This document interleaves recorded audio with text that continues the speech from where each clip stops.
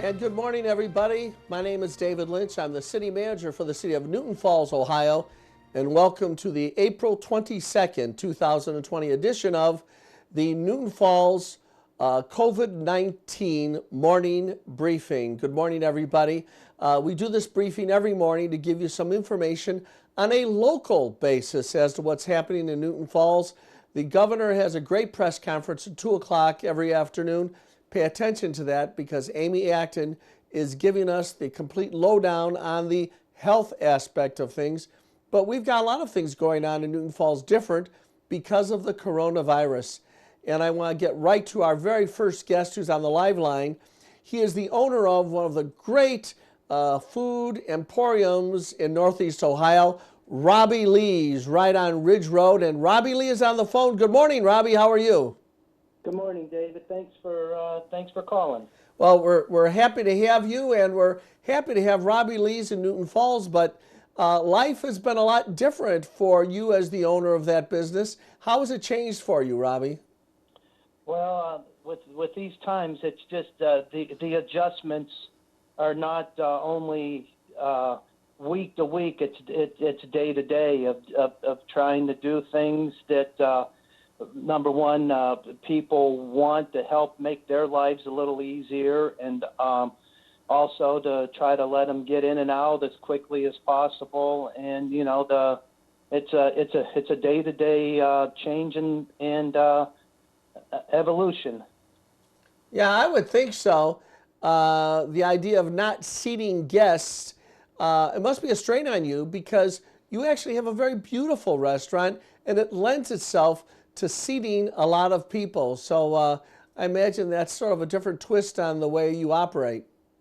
Right, and the one thing that we've already taken a look at is that when the governor does allow us to reopen, we've already have been through the restaurant, and the one thing that I'm lucky that I am afforded is with the two rooms that we have next to each other, the one small private party room, that we're going to be able to take both of those rooms and not only have a 6 feet divide between guests, but anywhere from 7 to maybe 10 feet to let everybody have a big comfort level of the social distancing. So, we're already looking into that and utilizing both rooms because we're obviously not going to be able to use them for any parties or any, private functions. So we've already taken a look at that also. Well, that's great flexibility for you to have, Robbie.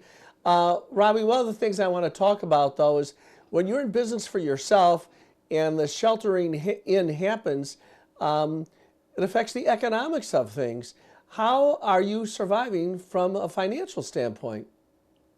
Well, this obviously has been I'm sure, like many other restaurants that are in the same boat that we are, that cater.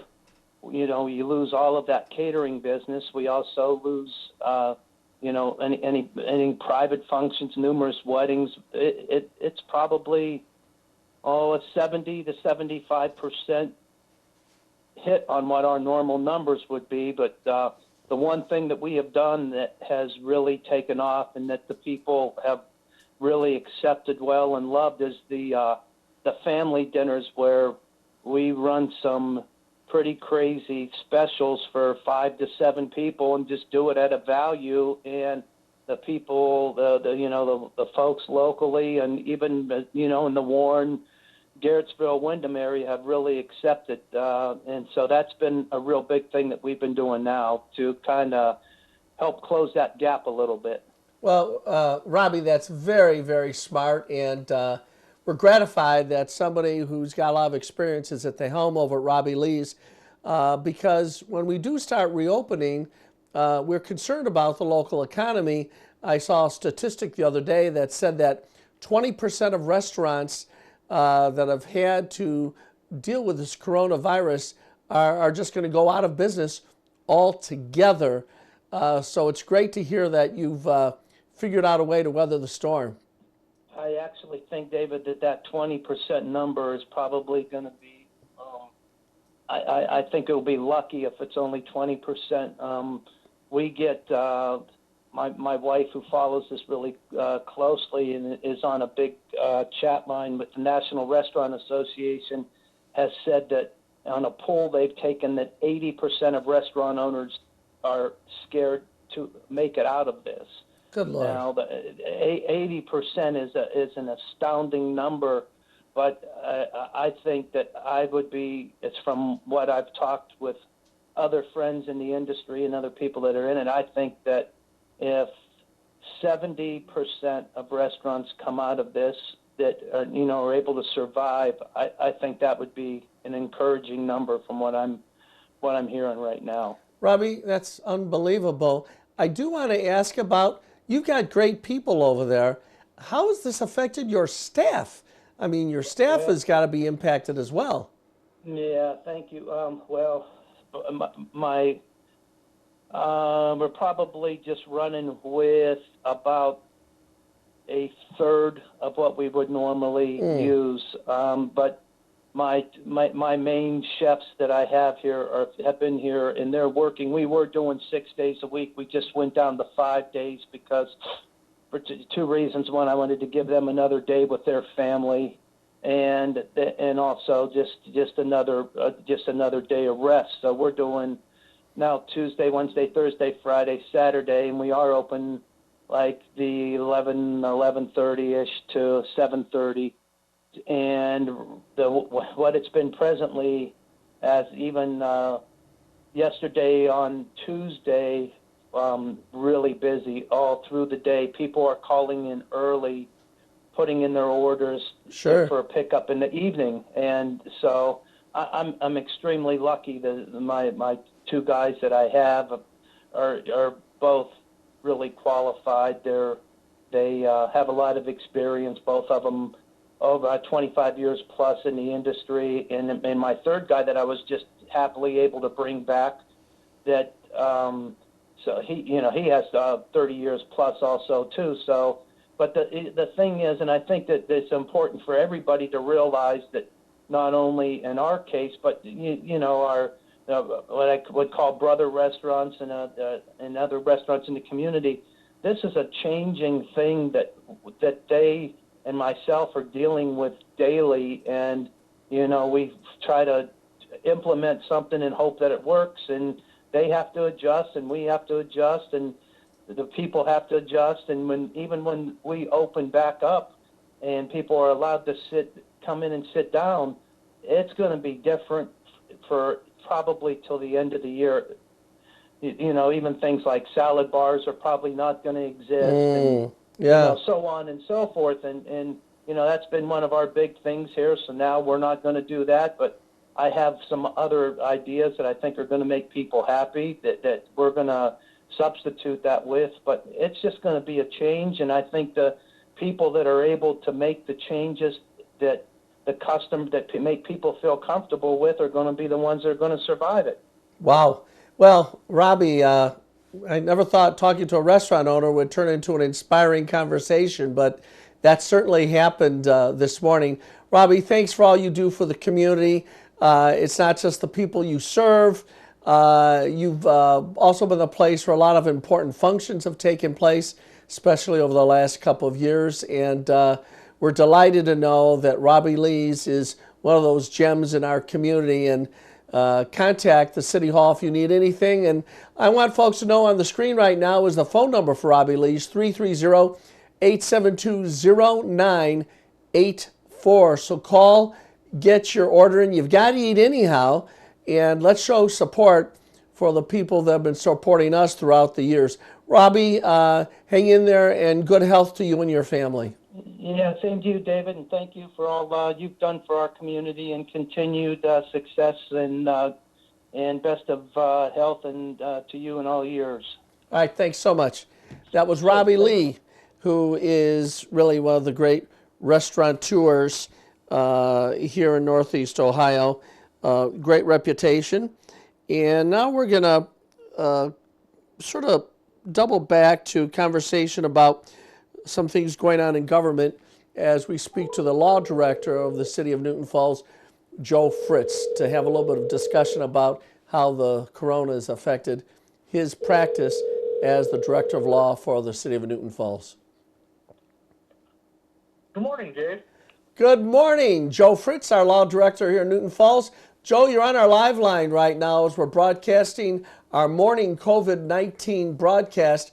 And Joe, as the Law Director for the city, you've seen the way we handle things at City Council and the way we comply with the Open Meetings Act make us do things a little bit differently. So I guess the first question is, are we doing things according to Hoyle despite the COVID-19?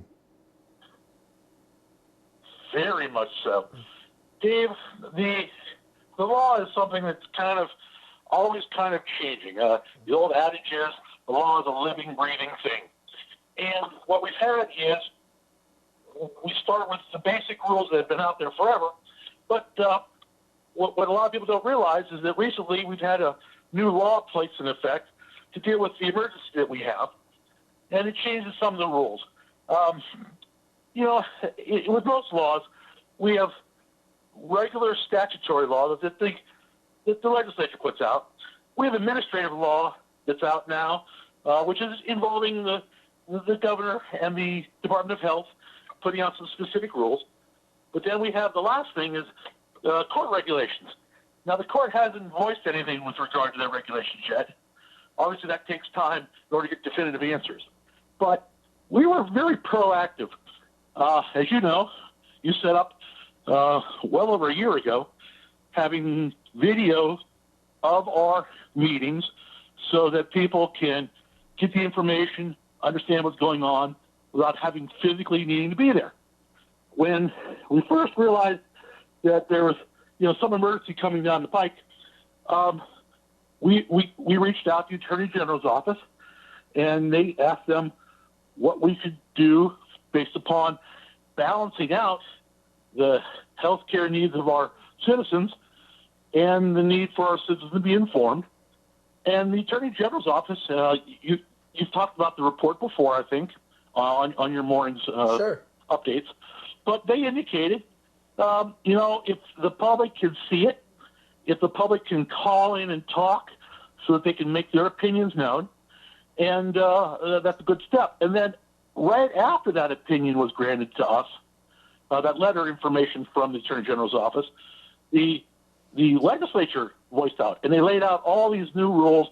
The rules go to, things like more than just the meetings, as you know, but it goes to the statute of limitations, on certain cases. It went to how long prisoners can be kept and how. But what's important to the city is that they laid out that we can now teleconference council members in if they wish to do that. Again, balancing out the health needs of our citizens is taken care of by the fact that they can view this without having to come in contact with other citizens by watching our YouTube.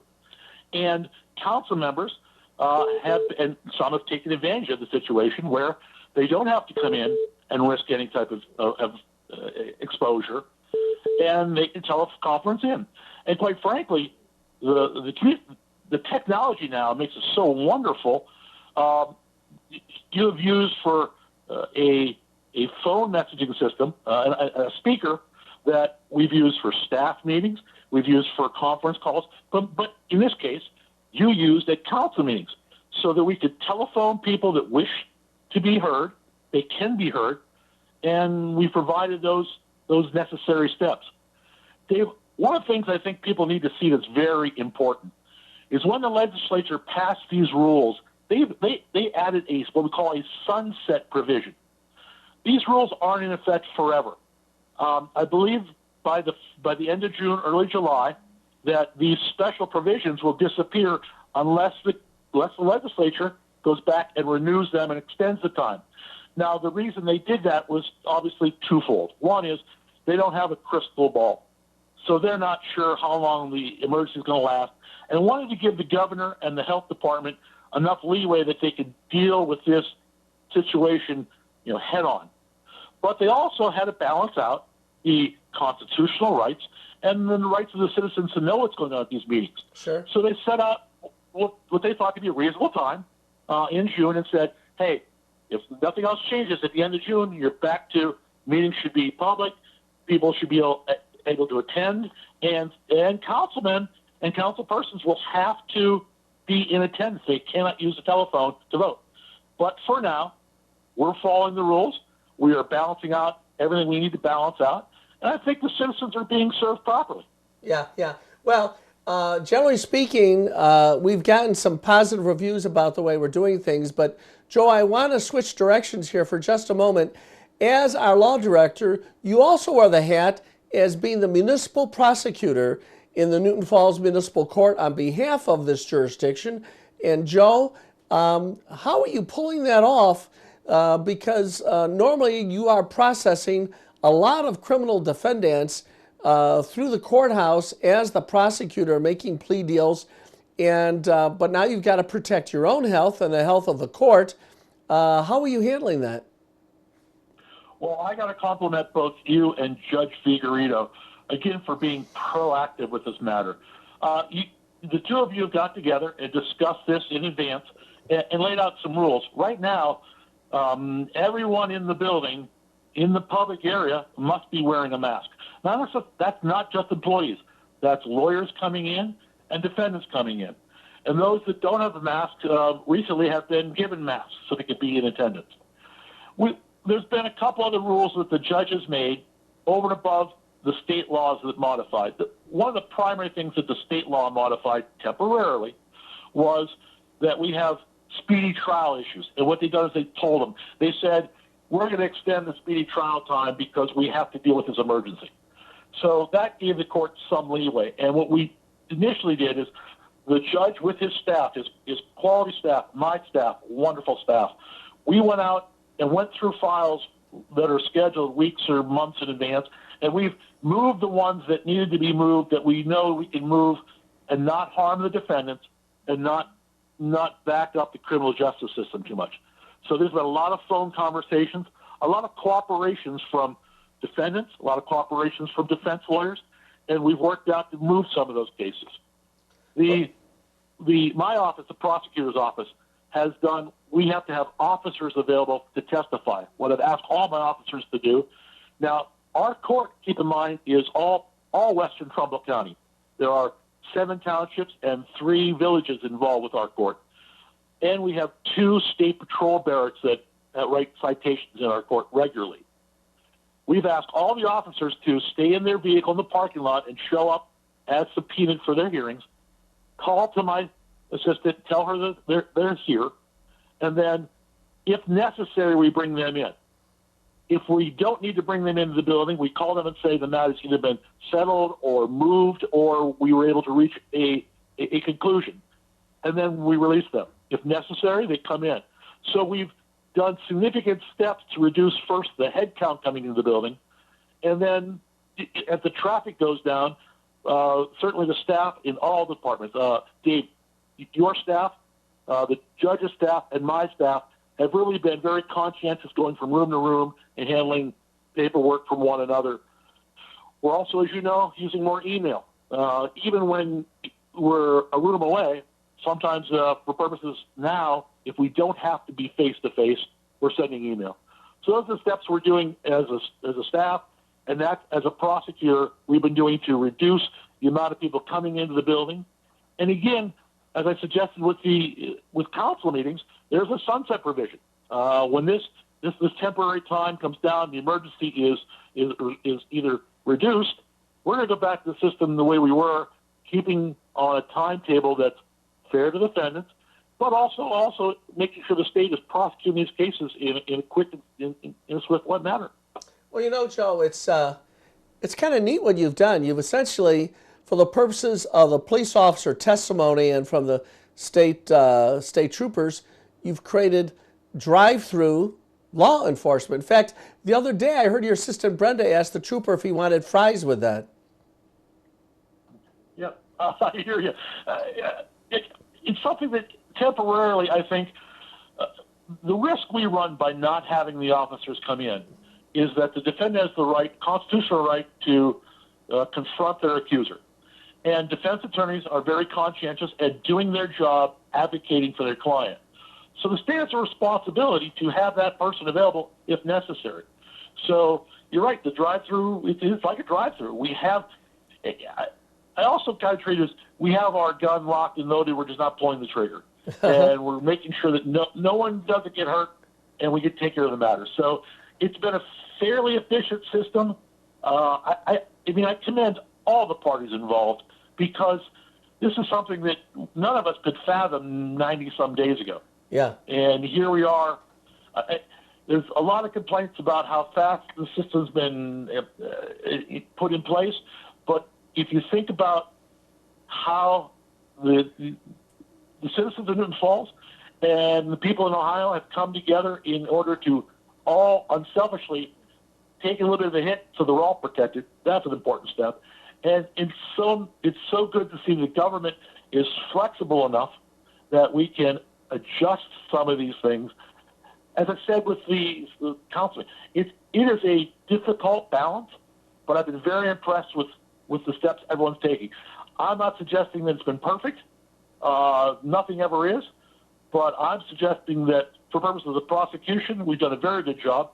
And I think for purposes of handling the constant instability of the law as it is right now, I think we are keeping on top of things very, very well, Dave. Well, it's been great, Joe, and thank you for wearing the jacket of responsibility as relates to our legal situation. And folks tend to think about the mechanics of how we deal with the COVID-19, and they don't realize that the law requires us to make some adjustments as well, and adjustments that don't sacrifice the basic constitutional rights of defendants and that don't sacrifice the citizens' right to see what's happening in their own government. Well, Joe, thanks for being on the line with us, and be at peace, Dave. And best of health to you and your family. To you also, Dave. I'm off to my private office. You have a wonderful day today. All right, thanks so much. That was Joe Fritz, topping off our morning with a conversation here on April 22nd about how we've had to adapt in terms of the operations of our government, but adapt in a way that we are acting in compliance with state and federal law. Well, I do want to make sure before we close that I remind everybody that we need more YouTube subscribers. And all you have to do is when you're on YouTube watching this program, and it's Newton Falls TV or Newton Falls Television will get you to our YouTube channel on YouTube, then click where it says subscribe. We are only a whisker away from reaching the necessary number of subscribers so that we can do some other things in terms of technology, allowing us to do some on-the-street interviews and things of that nature. And we really want to get there. It will also help us in terms of our ability to do some of the more involved sports programming over at the high school. So help us get to that number of subscribers we need. We're a little bit over 900 and we need 1,000. And that is not too far away. We'll get there with your help. So go to YouTube, go to Newton Falls TV, click on where it says subscribe, and you will be counted as one of those that's helping us reach that milestone. Well, folks, that's the end of another coronavirus morning briefing here in Newton Falls. Please be in prayer. Wear your masks when you are at the store. And as I conclude every single edition, God bless America and God bless the city of Newton Falls.